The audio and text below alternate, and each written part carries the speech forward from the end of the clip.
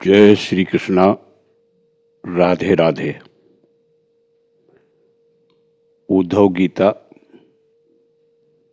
एक तितिक्षु ब्राह्मण का इतिहास।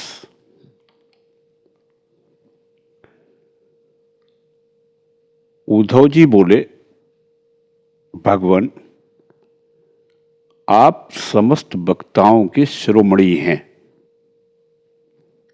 मैं इस दुर्जनों से किए गए तिरस्कार को अपने मन में अत्यंत असह्य समझता हूं।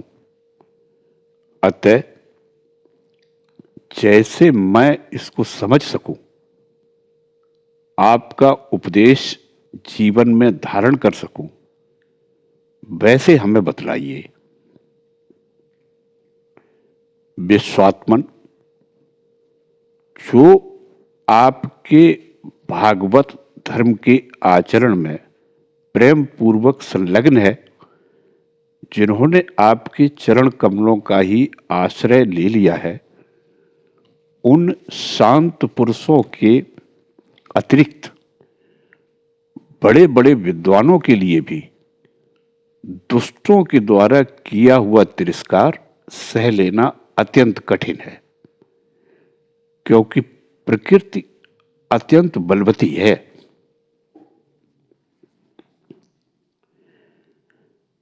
श्री सुखदेव जी कहते हैं, परीक्षित, वास्तव में भगवान की लीला कथा ही श्रवण करने योग्य है। वे ही प्रेम और मुक्ति के दाता हैं।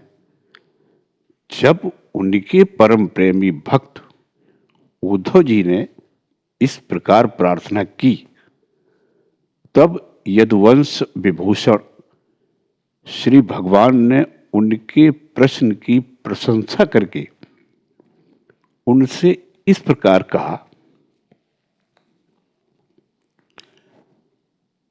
भगवान श्री कृष्ण ने उद्धव जी को उत्तर दिया, देवगुरु बृहस्पति के शिष्य उद्धव जी,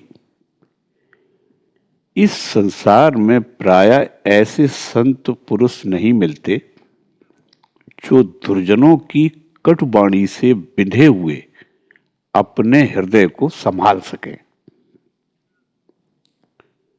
मनुष्य का हृदय मर्म भेदी बाणों से बिंधने पर भी उतनी पीड़ा का अनुभव नहीं करता जितनी पीड़ा उसे दुष्ट जनों के मर्मांतक एवं कठोर बागबाण पहुंचाते हैं।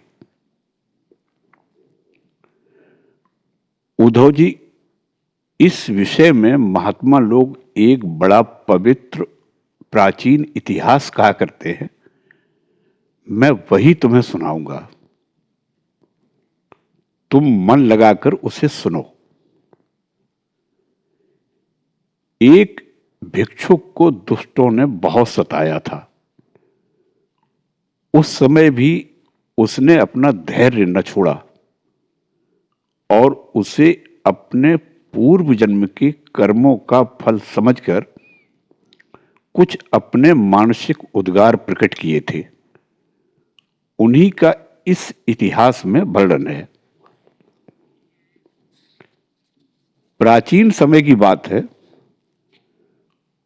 उज्जैन में एक ब्राह्मण रहता था। उसने खेती, व्यापार आदि करके बहुत सी धन संपत्ति इकट्ठी कर ली थी। वह बहुत ही कृपण, कामी और लोभी था। क्रोध तो उसे बात बात में आ जाया करता था। उसने अपने जाति, बंधु और अतिथियों को कभी मीठी बात से भी प्रसन्न नहीं किया। खिलाने पिलाने की तो बात ही क्या है। वह धर्म कर्म से रीते घर में रहता और स्वयं भी अपनी धन संपत्ति के द्वारा समय पर अपने शरीर को ही सुखी नहीं करता था। उसकी कृपणता और बुरे स्वभाव के कारण उसके बेटे, बेटी, भाई, बंधु, नौकर, चाकर और पत्नी आदि सभी दुखी रहते और मन ही मन उसका अनिष्ट चिंतन किया करते थे। कोई भी उसके मन को प्रिय लगने वाला व्यवहार नहीं करता था। वह लोक परलोक दोनों से गिर गया था। बस यक्षों के समान धन की रखवाली करता रहता था। उस धन से वह न तो धर्म कमाता था और न भोग ही भोगता था। बहुत दिनों बाद इस प्रकार जीवन बिताने से उस पर पंच महायज्ञ के भागी देवता बिगड़ उठे। उदार उद्धव जी, पंच महायज्ञ के भागियों के तिरस्कार से उसके पूर्व पुण्यों का सहारा, जिसके बल से अब तक धन टिका हुआ था, जाता रहा और जिसे उसने बड़े उद्योग और परिश्रम से इकट्ठा किया था, वह धन उसकी आंखों के सामने ही नष्ट भ्रष्ट हो गया। उस नीच ब्राह्मण का कुछ धन तो उसके कुटुंबियों ने ही छीन लिया, कुछ चोर चुरा ले गए, कुछ आग लग जाने आदि दैवी कोप से नष्ट हो गया, कुछ समय के फेर से मारा गया, कुछ साधारण मनुष्यों ने ले लिया और बचा खुचा कर और दंड के रूप में शासकों ने हड़प लिया। उद्धव जी, इस प्रकार उसकी सारी संपत्ति जाती रही। न तो उसने धर्म ही कमाया और न भोग ही भोगे। इधर उसके सगे संबंधियों ने भी उसकी ओर से मुंह मोड़ दिया। अब उसे बड़ी भयानक चिंता ने घेर लिया। धन के नाश से उसके हृदय में बड़ी जलन हुई। उसका मन खेद से भर गया। आंसुओं के कारण गला रुंध गया। परंतु इस तरह चिंता करते करते ही उसके मन में संसार के प्रति महान दुख बुद्धि और उत्कट वैराग्य का उदय हो गया। अब वह ब्राह्मण मन ही मन कहने लगा, हाय हाय, बड़े खेद की बात है। मैंने अपने इतने दिनों तक अपने को व्यर्थ ही इस प्रकार सताया। जिस धन के लिए मैंने सर तोड़ परिश्रम किया, वह न तो धर्म कर्म में लगा और न मेरे सुख भोग के ही काम आया। प्रायः देखा जाता है कि कृपण पुरुषों को धन से कभी सुख नहीं मिलता। इस लोक में तो वे धन कमाने और रक्षा करने की चिंता में ही जलते रहते हैं और मरने पर धर्म न करने के कारण नरक में जाते हैं। जैसे थोड़ा सा भी कोढ़ सर्वांग सुंदर स्वरूप को बिगाड़ देता है, वैसे ही तनिक सा भी लोभ यशस्वियों के शुद्ध यश और गुणियों के प्रशंसनीय गुणों पर पानी फेर देता है। धन कमाने में, कमा लेने पर उसको बढ़ाने, रखने एवं खर्च करने में तथा उसके नाश और उपभोग में जहां देखो वही निरंतर परिश्रम, भय, चिंता और भ्रम का ही सामना करना पड़ता है। चोरी, हिंसा, झूठ बोलना, दंभ, काम, क्रोध, गर्व, अहंकार, भेद बुद्धि, वैर, अविश्वास, स्पर्धा, लंपटता, जुआ और शराब, ये 15 अनर्थ मनुष्यों में धन के कारण ही माने गए हैं। इसलिए कल्याणकामी पुरुष को चाहिए कि स्वार्थ एवं परमार्थ के विरोधी अर्थ नामधारी अनर्थ को दूर से ही छोड़ दे। भाई, बंधु, स्त्री, पुत्र, माता, पिता, सगे संबंधी जो स्नेह बंधन से बंधकर बिल्कुल एक हुए रहते हैं, सबके सब कौड़ी के कारण इतने फट जाते हैं कि तुरंत एक दूसरे के शत्रु बन जाते हैं। ये लोग थोड़े से धन के लिए भी क्षुब्ध और क्रुद्ध हो जाते हैं। बात की बात में सौहार्द संबंध छोड़ देते हैं, लाग डांट रखने लगते हैं और एकाएक प्राण लेने देने पर उतारू हो जाते हैं। यहां तक कि एक दूसरे का सर्वनाश तक कर डालते हैं। देवताओं के भी प्रार्थनीय मनुष्य जन्म को और उसमें भी श्रेष्ठ ब्राह्मण शरीर प्राप्त करके जो उसका अनादर करते हैं और अपने सच्चे स्वार्थ परमार्थ का नाश करते हैं, वे अशुभ गति को प्राप्त होते हैं। यह मनुष्य शरीर मोक्ष और स्वर्ग का द्वार है। इसको पाकर भी ऐसा कौन बुद्धिमान मनुष्य है जो अनर्थों के धाम धन के चक्कर में फंसा रहे। जो मनुष्य देवता, पितर, ऋषि, प्राणी, जाति, भाई, कुटुंबी और धन के दूसरे भागीदारों को उनका भाग देकर संतुष्ट नहीं करता और न स्वयं ही उसका उपभोग करता है, वह यक्ष के समान धन की रखवाली करने वाला कृपण तो अवश्य ही अधोगति को प्राप्त होता है। मैं अपने कर्तव्य से च्युत हो गया हूं।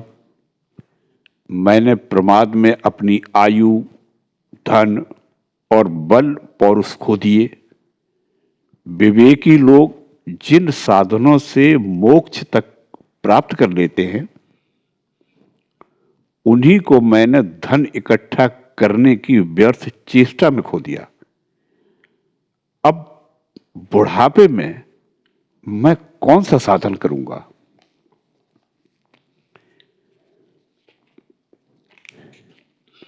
निरंतर मुझे मालूम नहीं होता कि बड़े बड़े विद्वान भी धन की व्यर्थ तृष्णा से निरंतर क्यों दुखी रहते हैं।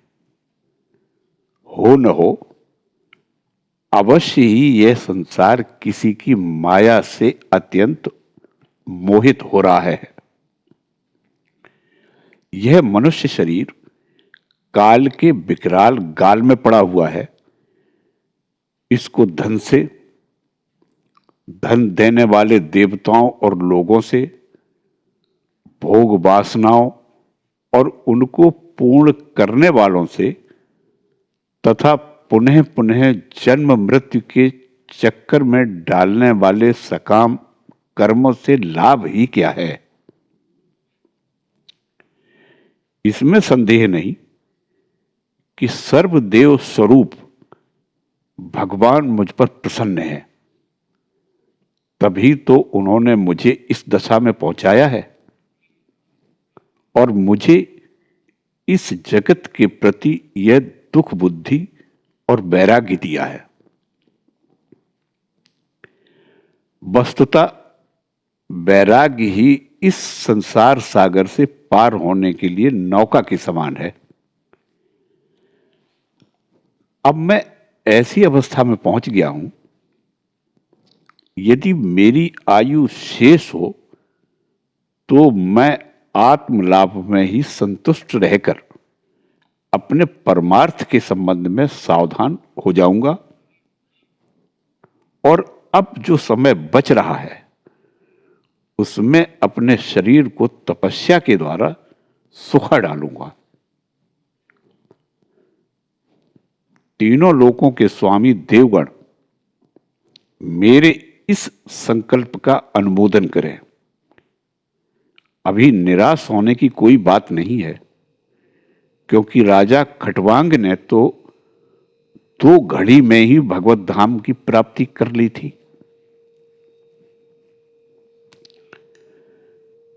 भगवान श्री कृष्ण कहते हैं, उद्धव जी,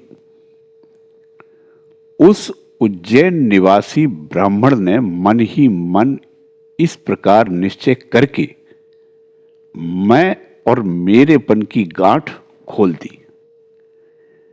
इसके बाद वह शांत होकर मौनी सन्यासी हो गया। अब उसके चित्त में किसी भी स्थान, वस्तु या व्यक्ति के प्रति आसक्ति नहीं रही। उसने अपने मन, इंद्रिय और प्राणों को वश में कर लिया। वह पृथ्वी पर स्वच्छंद रूप से विचरने लगा। वह भिक्षा के लिए नगर और गांवों में जाता अवश्य था, परंतु इस प्रकार जाता था कि कोई उसे पहचान न पाता था। उद्धव जी, वह भिक्षुक अवधूत बहुत बूढ़ा हो गया था। दुष्ट उसे देखते ही टूट पड़ते और तरह तरह से उसका तिरस्कार करके उसे तंग करते थे। कोई उसका दंड छीन लेता तो कोई भिक्षा पात्र ही झटक ले जाता, कोई कमंडल उठा ले जाता तो कोई आसन, रुद्राक्ष माला और कंथा ही लेकर भाग जाता। कोई तो उसकी लंगोटी और वस्त्र को ही इधर उधर डाल देता है। कोई कोई वे वस्तुएं देकर और कोई कोई दिखला दिखला कर फिर छीन लेते। जब वह अवधूत मधुकरी मांगकर लाता और बाहर नदी तट पर भोजन करने बैठता तो पापी लोग कभी उसके सिर पर मूत देते तो कभी थूक देते।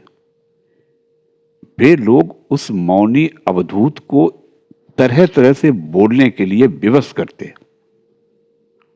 और जब वह इस पर भी नहीं बोलता तो उसे पीटते।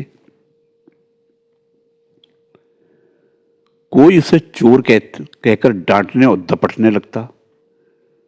कोई कहता, इसे बांध लो और फिर उसे रस्सी से बांधने लगते। कोई उसका तिरस्कार करके इस प्रकार ताना कसते कि देखो देखो, अब इस कृपण ने धर्म का ढोंग रचा है। संपत्ति जाती रही, स्त्री पुत्रों ने घर से निकाल दिया, तब इसने भीख मांगने का रोजगार किया है। ओहो, देखो तो सही, यह मोटा तगड़ा भिखारी धैर्य में बड़े भारी पर्वत के समान है। यह मौन रहकर अपना काम बनाना चाहता है। सचमुच यह बगुले से भी बढ़कर ढोंगी और दृढ़ निश्चयी है। कोई उस अवधूत की हंसी उड़ाता तो कोई उस पर अधोब वायु छोड़ता। जैसे लोग तोता, मैना आदि पालतू पक्षियों को बांध लेते या पिंजड़े में बंद कर लेते हैं, वैसे ही उसे भी वे लोग बांध देते और घरों में बंद कर देते। किंतु वह सब कुछ चुपचाप सह लेता। उसे कभी ज्वर आदि के कारण दैहिक पीड़ा सहनी पड़ती, कभी गर्मी, सर्दी आदि से दैवी कष्ट उठाना पड़ता और कभी दुर्जन लोग अपमान आदि के द्वारा उसे भौतिक पीड़ा पहुंचाते। परंतु भिक्षुक के मन में इससे कोई विकार नहीं होता। वह समझता कि यह सब मेरे पूर्व जन्मों के कर्मों का फल है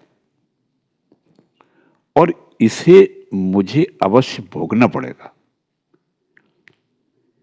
यद्यपि नीच मनुष्य तरह तरह के तिरस्कार करके उसे उसके धर्म से गिराने की चेष्टा किया करते थे, परंतु फिर भी वह बड़ी दृढ़ता से अपने धर्म में स्थिर रहता और सात्विक धैर्य का आश्रय लेकर कभी कभी ऐसे उद्गार प्रकट किया करता था। ब्राह्मण कहता था, मेरे सुख अथवा दुख का कारण न ये मनुष्य हैं, न देवता हैं, न शरीर है और न ग्रह, कर्म एवं काल आदि ही हैं। श्रुतियां और महात्मा जन मन को ही इसका परम कारण बतलाते हैं और मन ही इस सारे संसार चक्र को चला रहा है। सचमुच यह मन बहुत बलवान है। इसी ने विषयों, उनके कारण गुणों और उनसे संबंध रखने वाली वृत्तियों की सृष्टि की है। उन वृत्तियों के अनुसार ही सात्विक, राजस और तामस अनेकों प्रकार के कर्म होते हैं और कर्मों के अनुसार ही जीवन की विविध गतियां होती हैं। मन ही समस्त चेष्टाएं करता है। उसके साथ रहने पर भी आत्मा निष्क्रिय ही है। वह ज्ञान शक्ति प्रधान है। मुझ जीव का सनातन सखा है और अपने अलुप्त ज्ञान से सब कुछ देखता रहता है। मन के द्वारा ही उसकी अभिव्यक्ति होती है। जब वह मन को स्वीकार करके उसके द्वारा विषयों का भोक्ता बन बैठता है, तब कर्मों के साथ आसक्ति होने के कारण वह उनसे बंध जाता है। दान, अपने धर्म का पालन, नियम, यम, वेदाध्ययन, सत्कर्म और ब्रह्मचर्य आदि श्रेष्ठ व्रत, इन सब का अंतिम फल यही है कि मन एकाग्र हो जाए और भगवान में लग जाए। मन का समाहित हो जाना ही परम योग है। जिसका मन शांत और समाहित है, उसे दान आदि समस्त सत्कर्मों का फल प्राप्त हो चुका है। अब उनसे कुछ लेना देना बाकी नहीं है। और जिसका मन चंचल है, अथवा आलस्य से अभिभूत हो रहा है, उसको इन दान आदि शुभ कर्मों से अब तक कोई लाभ नहीं हुआ है। सभी इंद्रियां मन के बस में हैं। मन किसी भी इंद्रिय के बस में नहीं है। यह मन बलवान से भी बलवान, अत्यंत भयंकर देव है। जो इसको अपने बस में कर लेता है, वही देव देव इंद्रियों का विजेता है। सचमुच मन बहुत बड़ा शत्रु है। इसका आक्रमण असह्य है। यह बाहरी शरीर को ही नहीं, हृदय आदि मर्म स्थानों को भी भेदता रहता है। इसे जीतना बहुत ही कठिन है। मनुष्य को चाहिए कि सबसे पहले इसी शत्रु पर विजय प्राप्त करे। परंतु होता है यह कि मूर्ख लोग इसे तो जीतने का प्रयास नहीं करते, दूसरे मनुष्यों से झूठ मूठ झगड़ा बखेड़ा करते रहते हैं और इस जगत के लोगों को ही मित्र, शत्रु, उदासीन बना लेते हैं। साधारणतः मनुष्यों की बुद्धि अंधी हो रही है। तभी तो वे इस मन कल्पित शरीर को मैं और मेरा मान बैठते हैं और फिर इस भ्रम के फंदे में फंस जाते हैं कि यह मैं हूं और यह दूसरा। इसका परिणाम यह होता है कि वे इस अनंत अज्ञान अंधकार में ही भटकते रहते हैं। यदि मान लें कि मनुष्य ही सुख दुख का कारण है, तो भी उनसे आत्मा का क्या संबंध? क्योंकि सुख दुख पहुंचाने वाला भी मिट्टी का शरीर है और भोगने वाला भी। कभी भोजन आदि के समय यदि अपने दांतों से ही अपनी जीभ कट जाए और उससे पीड़ा होने लगे, तो मनुष्य किस पर क्रोध करेगा? यदि ऐसा मान लें कि देवता ही दुख के कारण हैं, तो भी इस दुख से आत्मा की क्या हानि? क्योंकि यदि दुख के कारण देवता हैं, तो इंद्रिय अभिमानी देवताओं के रूप में उनके भोक्ता भी तो वे ही हैं। और देवता सभी शरीरों में एक हैं। जो देवता एक शरीर में, वे ही दूसरे में भी है। ऐसी दशा में यदि अपने ही शरीर के किसी एक अंग से दूसरे अंग को चोट लग जाए, तो भला किस पर क्रोध किया जाएगा? यदि ऐसा माने कि आत्मा ही सुख दुख का कारण है, तो वह तो अपना आप ही है, कोई दूसरा नहीं।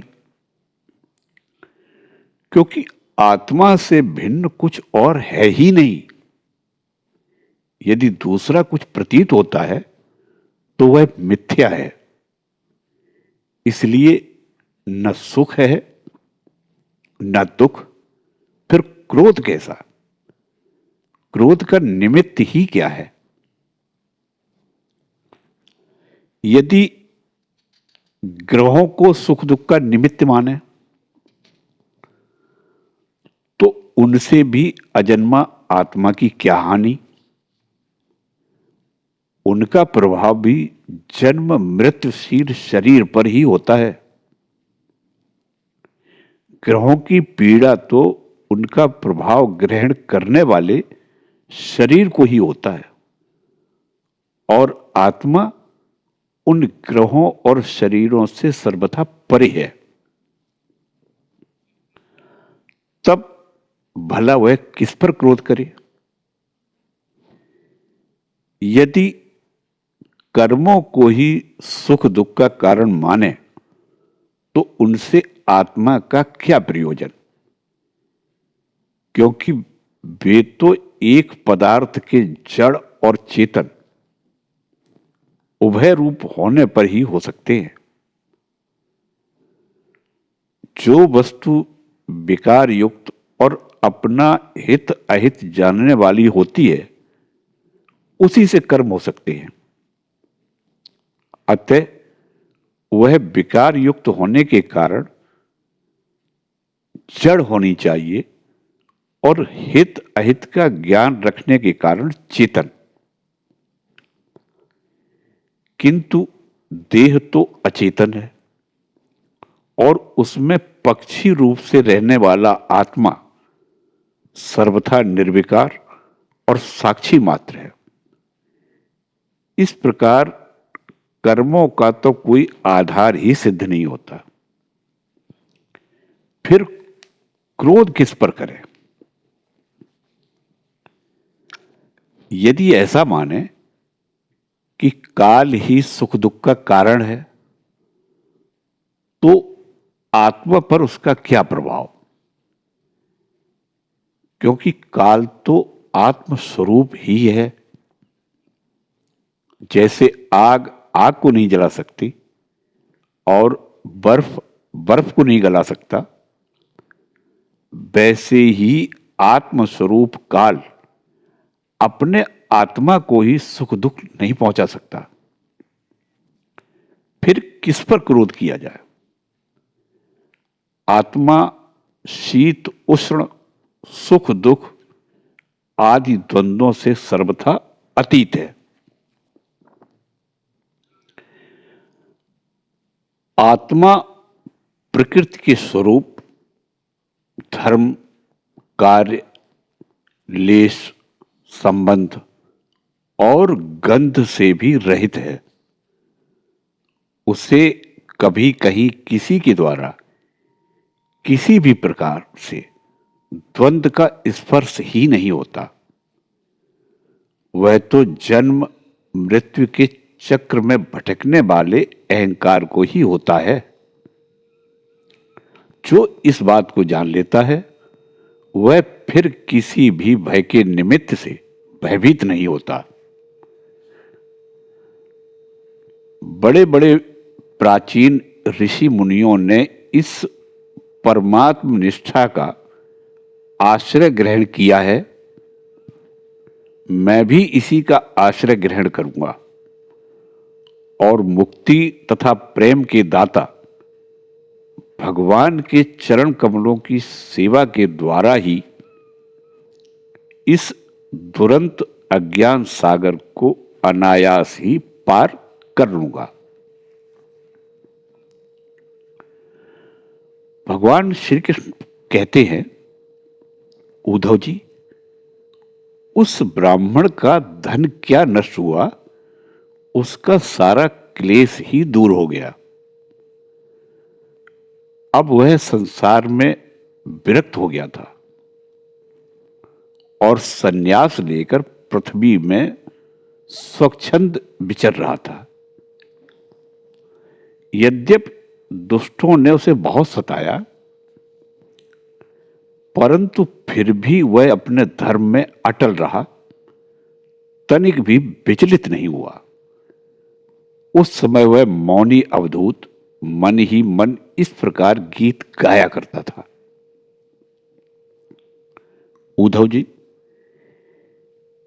इस संसार में मनुष्य को कोई दूसरा सुख या दुख नहीं देता। यह तो उसके चित्त का भ्रम मात्र है। यह सारा संसार और इसके भीतर मित्र, उदासीन और शत्रु के भेद अज्ञान कल्पित हैं। इसलिए प्यारे उद्धव, अपनी वृत्तियों को मुझ में तन्मय कर दो और इस प्रकार अपनी सारी शक्ति लगाकर मन को वश में कर लो और फिर मुझ में ही नित्य युक्त होकर स्थित हो जाओ। बस सारे योग साधन का इतना ही सार संग्रह है। यह भिक्षुक का गीत क्या है? मूर्तिमान ब्रह्म ज्ञान निष्ठा ही है। जो पुरुष एकाग्र चित्त से इसे सुनता, सुनाता और धारण करता है, वह कभी सुख दुख आदि द्वंद्वों के वश में नहीं होता। उनके बीच में भी वह सिंह के समान दहाड़ता रहता है। जय श्री कृष्णा। राधे राधे।